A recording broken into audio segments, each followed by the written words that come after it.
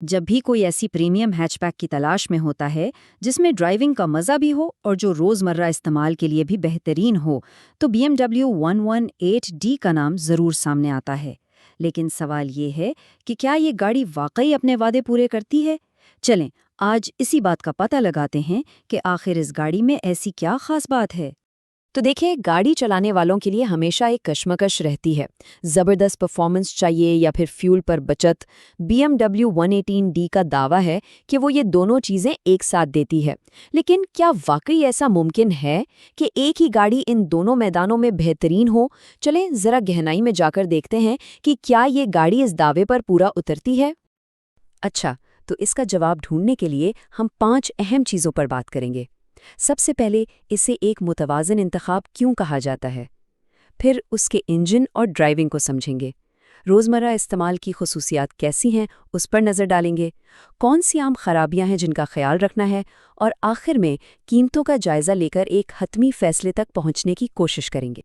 तो आइए सबसे पहले यही देखते हैं कि BMW की 1 सीरीज़ के डीजल मॉडल्स में 118D इतनी ख़ास क्यों है। देखें, इसे सबसे मुतवाज़िन और मकबूल इंतखाब इसलिए माना जाता है क्योंकि ये बिल्कुल सही जगह पर आती है। मतलब ये पावर और फ्यूल इकोनॉमी का एक ऐसा ज़बरदस्त इम्तिजाज है जो ज़्यादातर ड्राइवर्स के लिए बिल्कुल परफेक्ट है। ठीक है, तो अब बात करते हैं इस गाड़ी के दिल की, यानी उसके इंजन की। चलें ज़रा बॉनेट के नीचे देखते हैं और इस टेक्नोलॉजी को समझते हैं जो इसे पावर और बचत का वो मशहूर कॉम्बिनेशन देती है। सबसे पहली चीज़ है कॉमन रेल डीजल टेक्नोलॉजी। इसको आसान लफ्ज़ों में यूं समझें कि ये सिस्टम सिर्फ फ्यूल को इंजन में नहीं फेंकता, बल्कि इसे एक इंतहाई बारीक धुंध या मिस्ट बनाकर स्प्रे करता है। इसका फ़ायदा ये होता है कि फ्यूल ज़्यादा अच्छी तरह जलता है, जिससे पावर भी ज़्यादा मिलती है और हाँ, फ्यूल एवरेज भी बेहतर हो जाता है। अब आती है असल मज़े की चीज़, वेरिएबल ज्योमेट्री टर्बो यानी VGT। ये समझ लें कि ये वो खुफिया मसाला है जो गाड़ी को इतना रिस्पॉन्सिव बनाता है। इसकी वजह से कम RPM पर भी गाड़ी में ज़बरदस्त टॉर्क यानी वो फौरी खिंचाव महसूस होता है जो एक्सेलरेटर दबाते ही आता है। तो पावर के लिए इंजन को चीखने पर मजबूर नहीं करना पड़ता। और फिर है स्टार्ट स्टॉप सिस्टम। ये तो शहर के ट्रैफिक के लिए एक बहुत ही काम की चीज़ है। जैसे ही गाड़ी सिग्नल पर रुकती है, इंजन खुद ब खुद बंद, और चलने के लिए एक्सेलरेटर दबाते ही फौरन स्टार्ट। सीधी सादी फ्यूल की बचत। तो इन सारी टेक्नोलॉजीज़ का सड़क पर क्या नतीजा निकलता है? ड्राइविंग का एहसास लाजवाब है। हल्का सा एक्सेलरेटर छूते ही वो फौरी खिंचाव महसूस होता है। हाईवे पर ओवरटेक करना बिल्कुल आसान और महफूज लगता है। तेज़ रफ्तारी पर पावर मुस्तकम रहती है और मोड़ काटते वक्त गाड़ी सड़क से चिपकी हुई और काबू में महसूस होती है। चलें, ड्राइविंग का तजर्बा तो बेहतरीन है, लेकिन इस गाड़ी के साथ रोज़मर्रा की ज़िंदगी गुजारना कैसा है? अब ज़रा उन खुसूसियात पर नज़र डालते हैं जो रोज़ाना के आने जाने में अहमियत रखती हैं। ज़्यादातर मॉडल्स में बुनियादी ज़रूरियात जैसे आई ड्राइव स्क्रीन, ब्लूटूथ और पार्किंग सेंसर्स वगैरह तो मिल ही जाती हैं।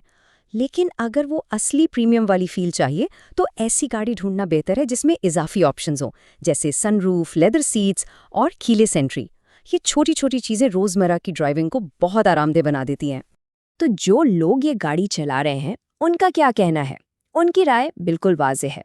ड्राइवर्स इसके ज़बरदस्त टॉर्क और लंबे सफ़र पर शानदार फ्यूल इकोनॉमी के दीवाने हैं। लेकिन दूसरी तरफ कुछ शिकायत भी हैं, जैसे गाड़ी के अंदर छोटी मोटी चीज़ें रखने की जगह थोड़ी कम है और पुराने मॉडल्स का इंफोटेनमेंट सिस्टम आज के हिसाब से थोड़ा, आप जानते हैं, पुराना महसूस होता है।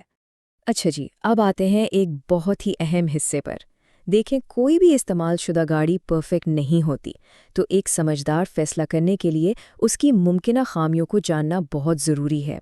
चलें इन आम मसाइल पर बात करते हैं जिन पर 118D खरीदते वक्त ख़ास तौर पर नज़र रखनी चाहिए। 3 बड़े मसाइल हैं जिन पर ध्यान देना है। पहला, डीजल पार्टिकुलेट फ़िल्टर यानी DPF का बंद हो जाना, ख़ास तौर पर अगर गाड़ी ज़्यादातर शहर में छोटे सफ़र करती रही हो। दूसरा, EGR वाल्व में कार्बन जम जाना। और सबसे अहम, पुराने N47 इंजन वाले मॉडल्स में टाइमिंग चेन का मसला आ सकता है। इसीलिए गाड़ी की मुकम्मल सर्विस हिस्ट्री चेक करना ये सिर्फ एक मशवरा नहीं, ये लाजमी है। जहाँ तक देखभाल के अखराजात की बात है, तो ये एक प्रीमियम ब्रांड है, तो खर्चे भी उसी हिसाब से हैं। बहुत ज़्यादा महंगे नहीं, लेकिन सस्ते भी नहीं हैं। इसे दरमियाना कह सकते हैं। تو اب تک کی ساری معلومات کو اکٹھا کرتے ہیں اور آتے ہیں اصل بات پر، یعنی قیمت اور خریدنے کے فیصلے پر، تاکہ فیصلہ کرنے میں آسانی ہو۔ پاکستانی مارکیٹ کو دیکھیں تو جو پرانے F20 ماڈلز ہیں وہ کہیں 40 سے 80 لاکھ کے درمیان مل سکتے ہیں، اور اگر نئے F40 ماڈل کی طرف جانا ہے تو پھر قیمتیں 90 لاکھ سے لے کر 1 کروڑ 20 لاکھ تک بھی جاتی ہیں۔ ہاں، یہ صرف ایک اندازہ ہے، کیونکہ ایک صاف ستھری کم چلی ہوئی گاڑی جس کی ہسٹری مکمل ہو اس کی قیمت ہمیشہ زیادہ ہوگی۔ تو 1 سیریز میں سے آخر کون سی گاڑی چنی جائے؟ دیکھیں، 116D ہے زیادہ سے زیادہ فیول بچانے کے لیے، 120D ان کے لیے ہے جنہیں صرف پاور چاہیے، لیکن 118D یہ ان دونوں کے بیچ کا وہ بہترین توازن ہے، واقعی میں ایک آل راؤنڈر۔ تو گاڑی فائنل کرنے سے پہلے یہ چیک لسٹ لازمی ہے۔ مکمل سروس ہسٹری پر کوئی سمجھوتا نہیں۔ کسی اچھے میکینک سے انجن، DPF اور EGR والو کا معائنہ کروائیں۔ ٹائمنگ چین کے بارے میں خاص طور پر پوچھیں۔ ایکسیڈنٹ ہسٹری چیک کریں اور یہ بھی یقینی بنائیں کہ گیئر باکس کی سروس ہوئی ہے۔ یہ وہ چیزیں ہیں جو ایک اچھی اور ایک بری ڈیل کے بیچ کا فرق ثابت ہوتی ہیں۔ آخر میں پوری بات کو اس ایک جملے میں بہترین طریقے سے سمیٹا جا سکتا ہے: BMW 118D طاقت، ایندھن کی بچت، ایک مضبوط انجن اور ایک بہترین ڈرائیونگ کے تجربے کو ایک مکمل پیکیج میں اکٹھا کرتی ہے۔ تو تمام حقائق سامنے ہیں۔ ایوری 180D کارکردگی اور کفایت شاری کا ایک شاندار ملاپ ہے۔